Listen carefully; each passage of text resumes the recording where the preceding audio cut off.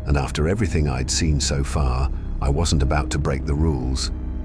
Instead, I returned to the laptop. The chat box flickered to life almost immediately.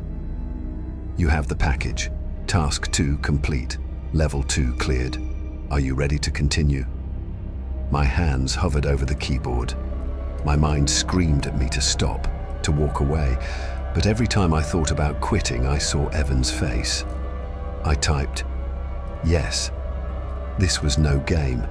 I could feel it. Whatever I was getting pulled into, it wasn't just some creepy website or online challenge. It was something bigger, something darker, and now I was in too deep to stop. The black box with Evan's name engraved on the lid felt heavier than it should have. I stared at it, my mind racing. Why was his name here?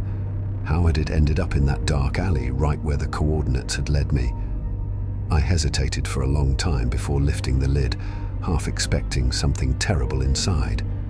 But all I found was a single USB drive, its surface smooth except for one word etched into it. Proof.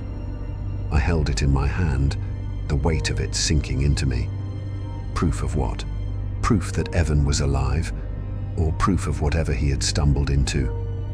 I plugged the drive into my laptop and waited as the files loaded. A single video appeared, titled with nothing but a timestamp, 2 days before Evan vanished. My throat tightened. I clicked on it, and Evan's face filled the screen. At first, I barely recognized him. His hair was a mess, his skin pale, and his eyes wild with fear. He looked like he hadn't slept in days. "If you're watching this," he started, his voice shaking, "it means I didn't make it." I froze. Evan kept glancing over his shoulder like he was afraid someone was in the room with him. "I thought I could figure it out," he said, his words spilling out in a rush. "I thought I could beat them, but I was wrong. This isn't a game. They're watching everything. They already know who you are." He leaned closer to the camera, his voice dropping to a whisper. "You have to stop. Don't play their game. Don't let them in. They..." A loud noise cut him off. A bang, like someone kicking in a door. His head whipped toward the sound and his breathing turned frantic. The camera jolted as Evan scrambled out of frame. The screen went black, and that was it. I sat frozen, staring at the laptop, my heart pounding so hard it felt like it might burst. I replayed the video, hoping I'd missed something, but the same terrifying scene unfolded. Evan's warning echoed in my mind. Don't let them in. I didn't even know who they were. The chat box on the site reappeared, snapping me out of my thoughts. Do you want to continue? My hands hovered over the keyboard. I didn't want to continue. I wanted out. But Evan's face, his fear, his desperation, wouldn't leave my head. Whatever this game was, it had swallowed him whole. And now it was pulling me in too. I typed, yes. The screen flickered, and a new set of files began downloading automatically. I didn't have a choice. It didn't even ask me for permission. My stomach sank as I watched the progress bar crawl forward. When the files finished, a folder popped up on my desktop. It was labeled Level 3. I opened it, my hands trembling. The first file was a video. My breath caught as I hit play. It was grainy black and white footage from a hidden camera. My stomach twisted as I recognized Evan's apartment. The angle was high, like the camera was tucked into the corner of the ceiling. The video showed Evan pacing back and forth, muttering to himself. His laptop was open on the desk, surrounded by stacks of paper. He looked frantic, his movements sharp and jittery. Every so often, he would stop and stare at the window, his face tight with paranoia. My chest tightened as the video played. Evan looked like he was falling apart, the fear in his eyes unmistakable. At one point, he froze in the middle of the room and turned to face the camera directly, as if he knew it was there. I couldn't watch anymore. I closed the video and clicked on the next file. This one was worse. It was a dossier on me, I scrolled through the document, my stomach twisting. There were photos of me at my apartment, walking down the street, even sitting in my car. Some were recent, taken within the last few days. They knew everything: my name, my address, my phone number, passwords I used, conversations I'd had with Evan. It was all there, laid out in chilling detail. I slammed the laptop shut and pushed away from the desk, my heart racing. I felt like I couldn't breathe. Then my phone buzzed. I jumped, grabbing it off the table. The screen showed unknown number. My hand shook as I debated whether to answer. Finally, I swiped to accept and held the phone to my ear. "Hello?" I whispered. For a moment, there was silence. Then a low, distorted voice said, "You're making progress." The line went dead. I stared at the phone, my skin crawling.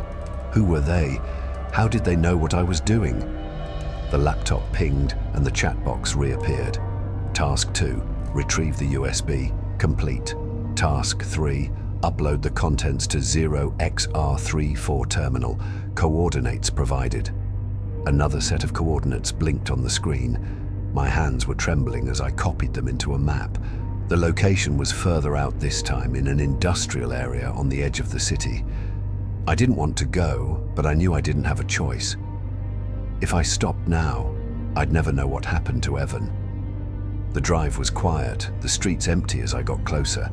The industrial park was a collection of abandoned warehouses, their windows shattered and walls covered in graffiti. The coordinates led me to one of the buildings, its rusted doors hanging slightly open. I stepped inside, the air cold and damp. At the back of the warehouse was a single computer terminal, its screen glowing faintly in the darkness. I plugged the USB into the terminal, my breath catching as the files began to upload. The progress bar moved slowly, each passing second stretching into an eternity. Finally, the upload completed, and a new message appeared on the screen. "Congratulations, level 3 complete. Await further instructions." I turned to leave, but I froze. In the corner of my eye, I saw movement, a shadow darting between the stacks of old crates. My pulse skyrocketed. "Hello?" I called out, my voice echoing in the empty space. Nothing. I didn't wait to see what it was. I ran out of the warehouse, my heart pounding, and drove home as fast as I could. Back in my apartment, I locked the door and leaned against it, my breath coming in short gasps. I didn't know what I'd just done, but one thing was clear: this wasn't just a game, it was something much worse. And now, I wasn't sure I could escape it. When I got back to my apartment, I noticed the chat box was already waiting for me on the laptop. "One last move and the game ends." I stared at the words, my chest tightening. Was this it? Did the game ends mean I'd finally get answers? Or was this just another layer of whatever hell I'd been dragged into? A second message appeared. "Upload the final file to the terminal at this address." A new URL flashed on the screen, glowing against the dark background. My hands hovered over the keyboard, but I couldn't bring myself to type. Then, my laptop pinged with a new email. I didn't want to open it, but something in me already knew I had to. The subject line read, "Are you ready to finish the game?" I clicked it. Inside was a live video feed. It was my apartment. My heart stopped as I watched myself on the screen, sitting at my desk, staring at my laptop. The angle was over my shoulder, as if a camera was hidden just behind me. Below the video was a single line of text. "We're closer than you think." I bolted up from my chair, spinning around the room. My apartment was silent, empty, but now it felt smaller, like the walls were closing in. My skin crawled. Someone was here, or had been. I checked every corner of my apartment, throwing open closets and looking under the bed, but there was nothing. No one. Still, I could feel eyes on me. I sat back down at the desk, breathing hard. The chat box was blinking again. Now. My hands shook as I plugged the USB into my laptop. The file loaded quickly. My cursor hovered over the upload button for what felt like forever. That's when the lights in my apartment flickered, just a brief, soft pulse. I froze, staring at the bulb above me. Then, with a loud pop, everything went black. My laptop powered down. My apartment plunged into total silence. And then, I heard it. A knock at the door. It was soft at first, just a gentle tap, like someone didn't want to disturb me too much. My chest tightened as I stood there, staring at the door. Then it came again, louder this time. Knock. Knock. Knock. "Who's there?" I called, my voice trembling. No answer. The knocking grew louder, more forceful. The door rattled against its frame. My heart raced, and I backed away until I was pressed against the wall. I didn't know what to do. The pounding continued for a few more seconds, then it stopped. The silence was worse. Finally, I crept toward the door, every step making my legs feel heavier. My breath came in short, shaky gasps. Slowly, I leaned toward the peephole and looked outside. There was no one there. I stood there for a long time, staring at the empty hallway. The only thing on the ground was a black envelope sitting neatly in front of my door. I didn't want to touch it. I didn't even want to open the door. But eventually, I cracked it open just enough to grab the envelope and pull it inside. It was thick, made of heavy black paper. There were no markings, no stamps. I sat down at the kitchen table and opened it, my fingers trembling. Inside was a single piece of paper. One word was printed in jagged, bold letters. "Run." My stomach dropped. I let the envelope fall to the floor as I stood, trying to figure out what to do. Run? Run where? And then I heard something. It was faint, but unmistakable, a soft whisper, like someone saying my name. "Hello?" I called out, my voice barely above a whisper. The whisper came again, this time from the hallway. My body went cold. I didn't wait. I grabbed my jacket, my keys, and I ran. The stairwell echoed with the sound of my footsteps, every shadow feeling like it might jump out and grab me. When I finally made it outside, I kept running. I didn't stop until I was blocks away, my lungs burning and my legs aching. I ducked into a diner, its fluorescent lights feeling safer than the dark streets outside. I sat in the corner, trying to catch my breath, my thoughts racing. What had I just done? What had I gotten myself into? I thought I'd been playing the game, but now it was clear. The game had been playing me. And whoever was behind it, they weren't done. Not with Evan, not with me. I wasn't sure where I could run that they wouldn't find me. But I knew one thing for sure. This wasn't over. I moved out of my apartment the very next day. I couldn't stay there, not after what happened. Every sound felt like a threat. Every shadow felt like it was watching me. I packed a small bag, left most of my things behind, and rented a room in a cheap motel across town. I told myself I was done with all of it. No more games, no more questions, no more dark web. But they didn't let me go. It started with the emails. 2 days after I moved, I opened my laptop, the new one I'd bought that morning, thinking a clean slate would help, and there it was, an email in my inbox. The subject line read, "You can't run." I didn't open it. I didn't want to know what it said. But I couldn't bring myself to delete it either. It just sat there like a weight pulling me down every time I opened my inbox. Then came the packages. They started showing up at the front desk of the motel, always addressed to me but with no return address. The first one was a plain cardboard box. I opened it in my room, my hands shaking. Inside was the USB drive, the same one I had thrown away. I stared at it for a long time, my chest tightening before finally grabbing it and throwing it into the motel dumpster. But the next morning, another package arrived. This time, it was the black envelope. I didn't open it. I left it on the counter in my room, checked out of the motel, and drove until I hit the outskirts of the city. I paid cash at another motel and used a fake name. I told myself this time they wouldn't find me. But they did. The emails kept coming. New addresses, new subject lines. Sometimes I'd get 3 or 4 in a single day. Most of them had phrases like, "We see you," or "Level 4 awaits." I never replied. I never clicked. But the worst part was Evan. I started seeing him, or someone who looked like him. It began in the parking lot of the first motel. I was heading to my car when I saw someone standing across the lot, half hidden in the shadows. My stomach dropped as I realized it was him, or at least it looked like him. He didn't move, he just stood there, watching. I blinked, and he was gone. I told myself I was imagining things, but it kept happening. In grocery stores, on quiet streets, even through the window of my motel room late at night. I'd see a figure just far enough away that I couldn't be sure, but my gut told me it was him, or them. I couldn't keep running. I needed answers. I went back online, searching for anything about Evan. I combed through old forums, social media, even dark web directories. It was like he'd been erased.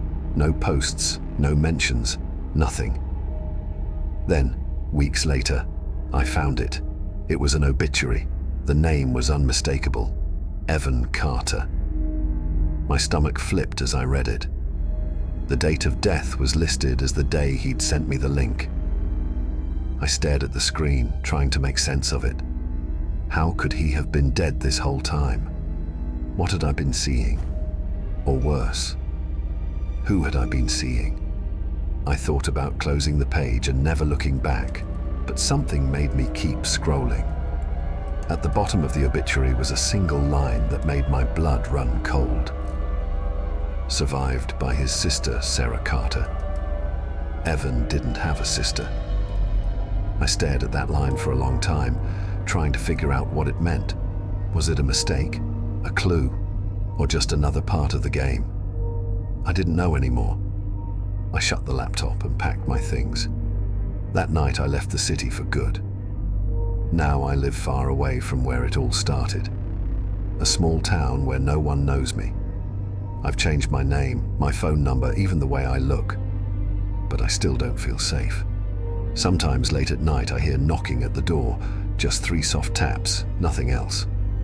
Other times I'll catch a shadow moving out of the corner of my eye, too fast for me to be sure. I haven't opened my inbox in months. The emails are probably still coming, piling up, waiting for me to look, but I won't. If you're listening to this, remember one thing. If you ever stumble across a dark website that promises the truth, don't click. Some doors are better left unopened. What would you do if everything you thought you knew was a lie? Would you keep searching for answers?